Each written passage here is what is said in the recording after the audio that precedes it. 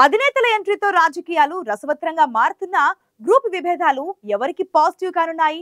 Sitting స్థానాన్ని మళ్లీ దక్కించుకోవాలని ఒక పార్టీ, తిరిగి కంచుకోటలో పాగా వేయాలని ప్రత్యర్థి పార్టీ 10 ఏళ్లు హవా సాగించి అసెంబ్లీ ఎన్నికల్లో డీలా పడి పార్లమెంట్ ఎన్నికల్లో పాత మ్యాజిక్ రిపీట్ చేయాలని మరో పార్టీ. ఇన్ని ఆశల మధ్య ఆ పార్లమెంట్ నియోజకవర్గంలో రాజకీయ సమీకరణాలు ఎలా మారుతున్నాయి? ట్రయాంగిల్ ఫైట్ లో అక్కడ ఏ పార్టీ జెండా ఎగరనుంది?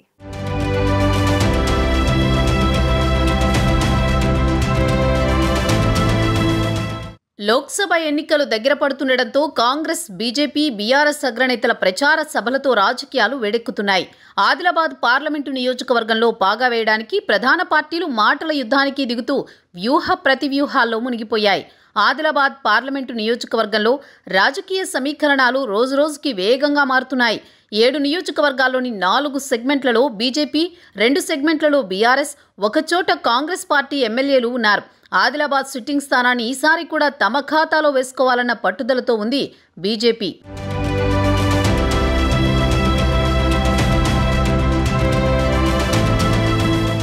ఆదిలాబాద్ సిట్టింగ్ ఎంపీ సోయం బాపురావుని కాదని బీఆర్ఎస్ పార్టీ నుంచి వచ్చిన గోడం నగేష్కు టికెట్ కేటాయించడంతో బీజేపీ నేతలు గుర్రుగా ఉన్నారు.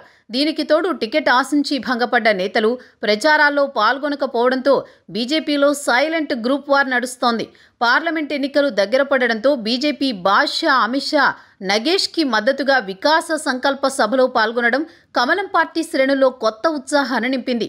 4 సార్లు ఎమ్మెల్యేగా, మంత్రిగా, ఎంపీగా చేసిన అనుభవం ఉన్న తన హయాంలో ఆదిలాబాద్లో ఎలాంటి అభివృద్ధి జరగలేదని ఆరోపణలను నగేష్ మూటగట్టుకున్నారు. నేతల అనైక్యతతో నష్టం జరగకుండా అధిష్టానం చెక్ పెడుతున్న బీజేపీలో తెర వెనుక గ్రూప్ వార్ కొనసాగుతోంది.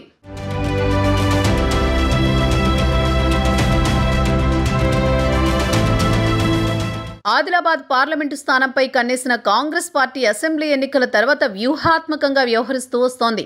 పార్లమెంట్ ఎన్నికలే టార్గెట్గా బీఆర్ఎస్, బీజేపీల నుంచి బలమైన నేతలు వచ్చి చేరడంతో దూకుడు మీదుంది కాంగ్రెస్. దీనికి తోడు కాంగ్రెస్ పార్టీ జనజాతర సభలలో సీఎం రేవంత్ రెడ్డి, ఏఐసీసీ అగ్రనేత రాహుల్ గాంధీ, కాంగ్రెస్ అభ్యర్థి ఆత్రం సుగుణకు మద్దతుగా సభల్లో పాల్గొనడం కాంగ్రెస్ పార్టీలో జోష్ నింపుతోంది. గతంలో బీఆర్ఎస్, బీజేపీ ఇచ్చిన హామీలు నెరవేర్చకపోవడంతో వాటిని ఎండగడుతూ ప్రచారంలో దూసుకుపోతున్నారు కాంగ్రెస్ పార్టీ శ్రేణులు.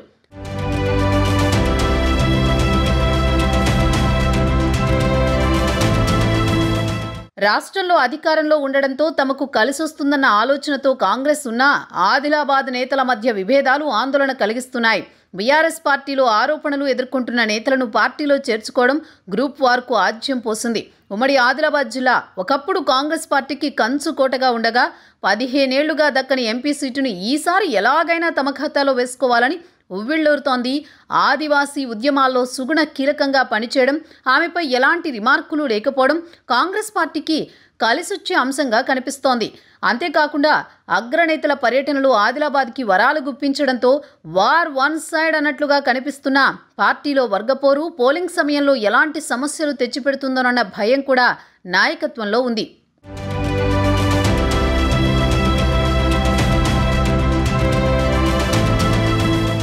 ఆదిలాబాద్ ఎంపీ స్థానం నుంచి బీఆర్ఎస్ అభ్యర్థిగా బరిలోకి దిగిన ఆత్రం సక్కు అగ్రనేతల పర్యటనలు లేక డీలా పడ్డట్లు కనిపిస్తోంది. అసెంబ్లీ ఎన్నికల్లో అధికారం కోల్పోవడం, మాజీ ఎమ్మెల్యేలు, పార్టీలు మారడంతో లీడర్లు, క్యాడర్ లేక సతమతమవుతోంది గులాబీ పార్టీ. బీఆర్ఎస్ అగ్రనేతల ప్రచారం లేక ఉన్న క్యాడర్ నైరాశ్యంలో ఉన్నారు. పార్లమెంటు సీటు పరిధిలోని 2 చోట్ల బీఆర్ఎస్ ఎమ్మెల్యేలున్నా ఈసారి అంత పోటీ ఇచ్చే అవకాశాలు లేనట్టే కనిపిస్తోంది. ఆదిలాబాద్ పార్లమెంటు నియోజకవర్గంలో 16 లక్షలకు పైచిలుకు ఓట్లుండగా మెజారిటీ ఓట్లు మహిళలవే. అంతేకాకుండా ఆదివాసీ ఓటర్లు 3 లక్షలకు పైనే ఉండడంతో ఎవరి వైపు మొగ్గుతారనేది ప్రశ్నగా మారింది.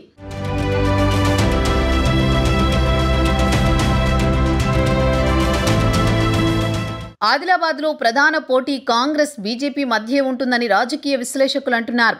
ఆదిలాబాద్ ఎంపీ స్థానంలో పోటీ పడుతున్న ప్రధాన పార్టీల అభ్యర్థులు ముగ్గురు గోండు సామాజిక వర్గానికి చెందినవారు కావడం, ముగ్గురు కూడా ఉపాధ్యాయ వృత్తి నేపథ్యం నుంచి వచ్చిన వారే కావడంతో ఆదివాసీ ప్రజలు ఎవరికి పట్టం కడతారనేది ఆసక్తిగా మారింది.